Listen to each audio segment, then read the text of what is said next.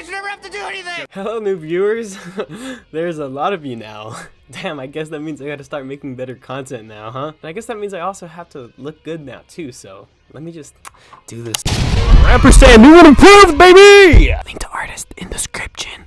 But without further ado, my friendos and friendas, today we will be celebrating the holidays by taking a look at the movie that is The Bad Ben Night Before Christmas. Turn around!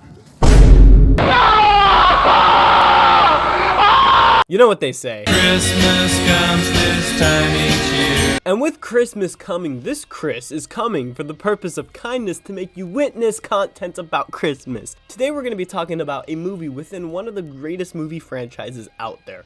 One that spans over 11 cinematic masterpieces that outshine the likes of the DC Extended Universe or the Monsterverse or the MCU. But that's not saying much. Regardless of the dying Marvel-verse, it's with the utmost pleasure that I can grace upon you, dear viewers, the hilarious riot that is the Bad Ben Cinematic Universe. I first caught wind of the Bad Ben franchise when me and my family were watching horror movies about a year ago. We were on a horror movie watch through when we stumbled across a movie called Bad Ben on Amazon Video, and from the image provided it didn't look too bad, so we decided to watch the trailer to see if we enjoyed it. And oh boy, we fucking did. Elgis, enter the portal.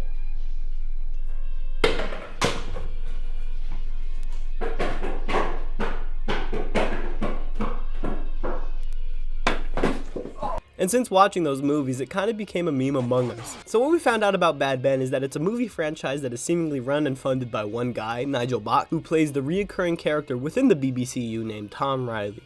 Tom Riley in 2016 moved into a house on Steelmanville Road, which is a real house on a real road that Mr. Bach made public on the internet, so do with that information as you will. Tom was tight on money when moving in, which he makes very apparent in a lot of those movies. I need the money this lady's paying me. So what I'll keep doing is I'll keep looking around, looking for anything strange. But all was good in that house until he started to realize that this house was haunted by a spirit/demon named Bad Ben. Oh, that's why they call it that. He kills it and then it comes back over and over again, kind of like the EDP of demons. Anyway, through this experience, he becomes a self-proclaimed paranormal investigator, but is down on his luck, so he becomes a drop-you-off driver and an online paranormal experience consultant during the COVID pandemic. Yo, I'm editing the video right now and I just saw that this website is booby-gone. Like booby-gone? Bro, trans people for their top surgery, they gotta go to that website.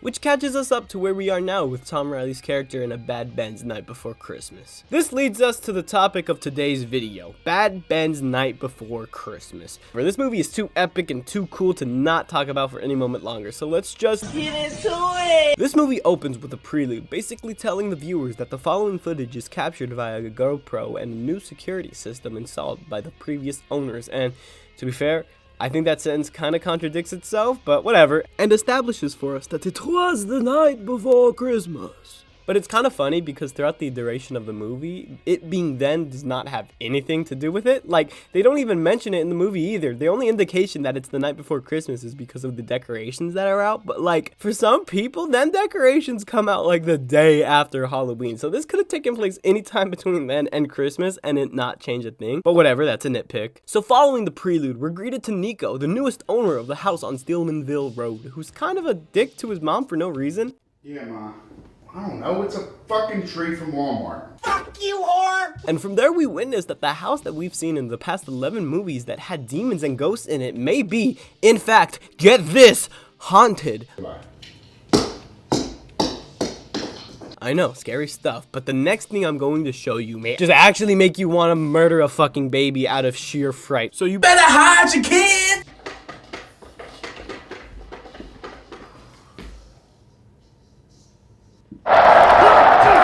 It is in that scene where we're introduced to the scary Bumberry entities that are the evil elf queen and the two jesters, the main antagonist of this movie. Now, this next part I kind of just find funny.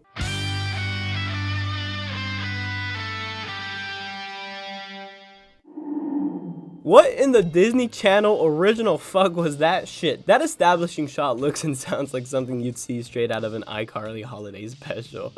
And with that scary event that just happened, we're greeted to the main man, the swaggiest fella, the rapscallion, known as Tom Riley. He shows up unannounced to Nico's house. It's then explained that his mother, to Nico's dismay, called Tom Riley to help his son rid the ghosts out of the house of Stillmanville Road. Nico explains what he saw to Tom Riley when Tom gives the most 100 IQ galaxy brain analysis of the situation.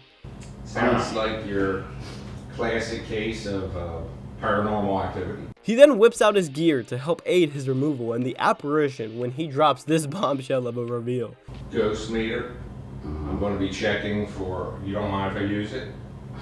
You do you. There's some talk out there in the world that it gives cancer. Testicular, you're young, so you haven't had kids yet, but I'll just keep it away from those areas. The fuck? Man's been using the same tool for 6 years straight too, so this motherfucker has probably come to terms that he ain't having kids anytime soon. So then he starts exploring the living room when he comes across a box of sand that was a housewarming gift from Nico's ex-girlfriend. Where'd you get this? It was a housewarming gift from an ex-girlfriend. Housewarming gift. Did you open it? Yeah, it's literally just a box of sand.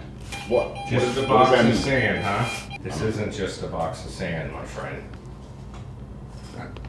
Yeah. Yeah. This is what I saw over there. Now the real question is why the fucking girlfriend had it in the first place, but whatever. Tom then delivers another banger of a line. Well, you know what I think? I think your girlfriend is a bitch. What is she, my ex-girlfriend? And that's a pattern with this character. Tom is a one-liner machine. Marvel ain't got nothing compared to the quips that the BBCU is pumping out. And I'm being genuine when I say that Tom is actually hilarious with his lines, and you'll see more of that as the movie goes on. They then go to the dining room to discuss what this spooky specter could be. What's that Santa Claus animatronic doing in the window? Well, that's a surprise tool that'll help us later. Anyway, Tom then gets out another quip. You sound a bit skeptical. A little bit, yeah. Are you known for being skeptical? I mean, I've just, never seen a paranormal investigator before. So. Yeah, well, I've never seen a douchebag in plaid either. He then whips out the Book O' Demons to help figure out what it is, and conveniently opens the book to the correct page that happens to be where the Elf Queen is located. And I'm just gonna let Tom explain to us the lore behind her because, I mean, he's the expert. So what we got here is the evil queen elf, and this is her jesters. The three of them attempted to overthrow the North Pole and take control. And Santa binded their powers, banished them, put them in this vessel and sent them away. And thanks to your girlfriend, she sent them to you and you opened it up and now they're loose in your house. Bro, even Nico's actor is laughing. That's some Rise of the Guardian type shit right there. Overthrowing the goddamn North Pole. Anyway, Nico's skeptical, but then this happened. You mean you don't believe this house is haunted? No, I'm 24 years old. I mean, I don't believe in ghosts or evil elves or Santa Claus. You were saying? All right, man. What now? And I just love how nonchalantly they are to this. They then decide to stir some shit up, and by that, he means dumping ornaments onto a tree. You can tell your mom she doesn't have to worry. I'm a professional. We then learn more about Nico's character. So what do you do for a living? What do you guess? I don't know. You look like you're not Abercrombie and Fitch model, so I don't know. Truck driver? I'm a gamer. A what? A gamer. I live stream video games and I make money off of it. So that's how you were able to afford this place, playing video games? I mean, I'm a boss. What can I say? I'm successful.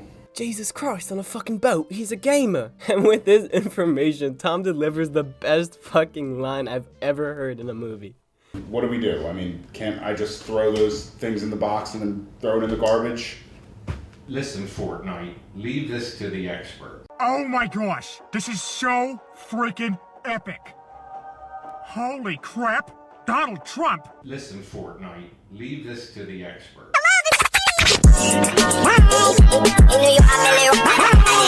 Bro, I just love this movie so much. He then explains he has to draw out these phantasms in order to trap and or kill them. So he goes about doing that. And in doing so, hears a bell ringing near the basement. Elf Queen and her scrawny jesters. Show your... Did you hear that? No. Elf Queen. Tom then sets up a GoPro to face the basement and hopes to lure Tom then sets up the GoPro to face the basement in the hopes to lure Tom fucking sets up a GoPro to face the basement in the hopes to lure you know what I'm trying to say, and capture the evil elf queen, and kind of lets off a bit of steam. Elf Queen, are you down there? Queen, I'm not scared of you, you tiny bitch. Hey, evil elf queen, you whore! And in doing so, cause the second scariest shit you'll ever see. No cap, viewer discretion is advised. Hey, evil elf queen, you whore! Show yourself!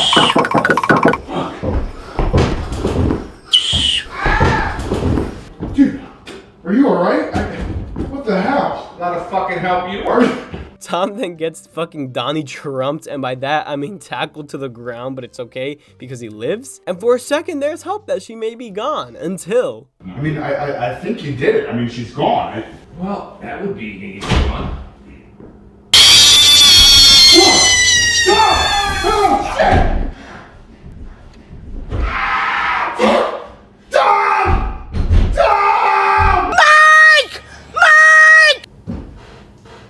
Dude, what the hell happened to you? They flushed my head in the toilet, and it wasn't clean. Motherfucker got double teamed. After Tom got home alone, did they hear the doorbell go off? Surprised, they go see who it is, and to Nico's dismay again, it turns out to be his mama, not only called a so-called paranormal expert to help, but a priest as well. He then introduced himself to Nico and Tom, and if I'm being honest, I didn't really catch his name because they only refer to him as Father, so for the sake of whatever, let's just call him Father Pat, named after one of the priests from the church I used to attend back when I was less sinful. Fun story, I was gonna look him up to see what he's been up to, but considering it's the Catholic Church and their reputation, I don't think I want to know what he's been up to. Anyway, Father Pat then specified that he studies demonology. Oh, sorry, I mean demiology, as he describes it.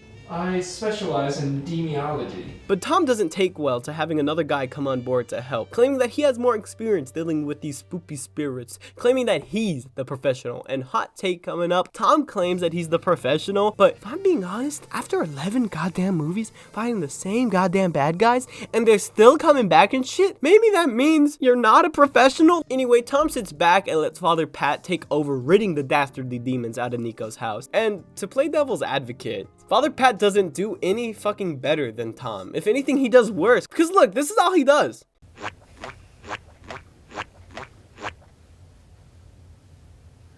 Bless this house. The motherfucker's not doing anything. I mean, I guess he's not any more different than real pastors. Ooh, hey, bada bing. Father Pat then goes around the house blessing it until he winds up at the basement door, which Tom warns is probably not a good idea. Father Pat then states that he didn't go to seminary school for nothing and goes through with it. And can you guess what happens to him? That's right.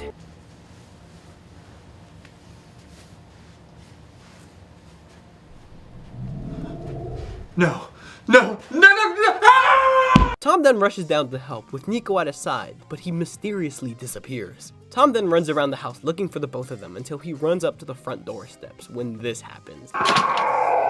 Don't go far. I may need you. Now, like the average person, I was confused for a second because, like, who the hell was he talking to? But then I remembered something. Let's just say Tom befriended a demon, which I guess helps him from time to time. He then starts on foot into the forest to try to help and find Father Pat and Nico. And I don't know why his first instinct is to walk outside in an oddly specific direction that leads him to exactly where Father Pat and Nico are, but whatever. He then sees lights in the distance, which turns out to be the two of them tied up against the tree with lights constraining them and ornaments plugging up their mouth. When Tom gets to them, it's clear that they're trying to say something, but Tom can't understand them. He then tells them to spit them out in order to tell him what's up, but they do it, which is like, why didn't they do that in the first place? But then this happens. Turn around! Whoa, guys, look, I don't want any trouble.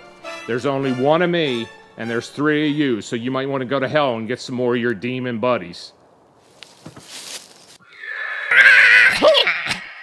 Thanks, Ben.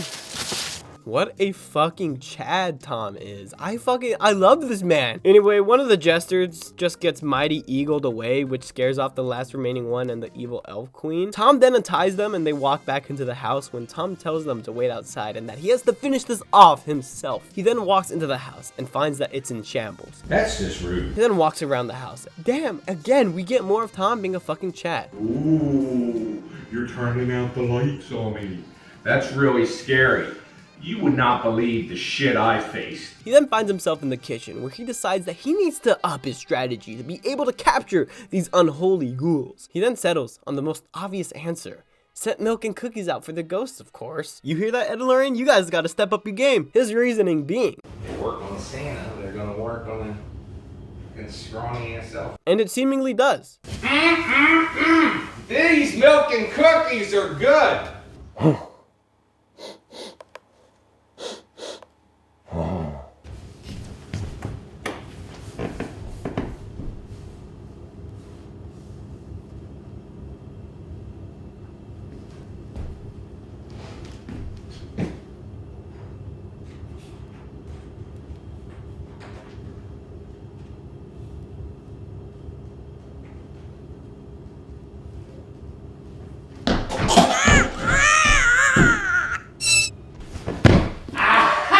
Holy shit, the Chester is lactose intolerant. But it's revealed to us that Tom actually slipped holy water into the milk, which caused the demon to perish, ultimately just roofing that demon. So now he's 2 jesters down, and all Tom needs to do is capture the evil elf queen. He then walks over to the foyer and then says this. Alright, I handled those too easy. She's not that scary. That's a scary bitch. he then thinks to himself, I need something that's gonna scare her. What the hell's gonna scare her? but what's that, you may ask? Yup, that's right. The Santa Claus animatronic from the last time is what's gonna end up saving this house on Steelmanville Road. Tom then puts on the fit and starts his hunt for the evil elf queen. Ho, ho, ho! Yo, bitch! He starts his hunt and then he starts dying for no reason. But when he looks up, he sees this. Oh, fuck. Which is when the showdown begins. No. Take it easy. No knives are necessary. How'd you become so evil? You were once an elf. Come on. No. I want you, listen to me. I want you to get back in that box. You hear me? It's looking like all hope is lost until Tom then performs the best move he could possibly do in this situation. Joy to the world, the Lord is come. Let earth receive her King. Get in the box, bitch. Done. He captures her. I don't know why she kind of just listens to him and goes in the box, but it's whatever. He then struggles for like a minute to figure out where to put the box. He then decides that the safest place to put it is on the coffee table with a plastic tray covering it. Yeah, that seems safe enough to hold a demon. He then leaves the room. Merry Christmas. He joins Father Pat and Nico outside the house to break the news, and they just don't really question the reason as to why Tom is in a Santa fit, but you know what? He's a fucking professional. He don't gotta explain his shit to no one. He then gives off the finishing line of this movie. I realize that at our age, there is, things we believe in and things we don't. It just so happens that these demons took the form of elf. But in answer to your question earlier, if there was a question, no, I don't believe in Santa Claus.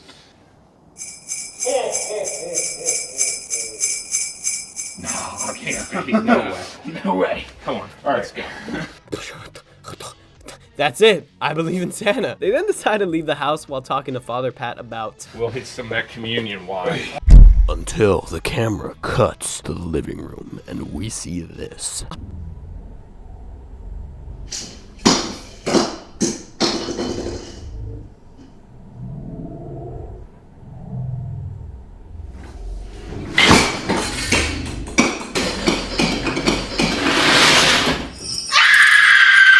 I'll be dead ass, that jump scare actually got me while watching the movie. It then cuts to credits.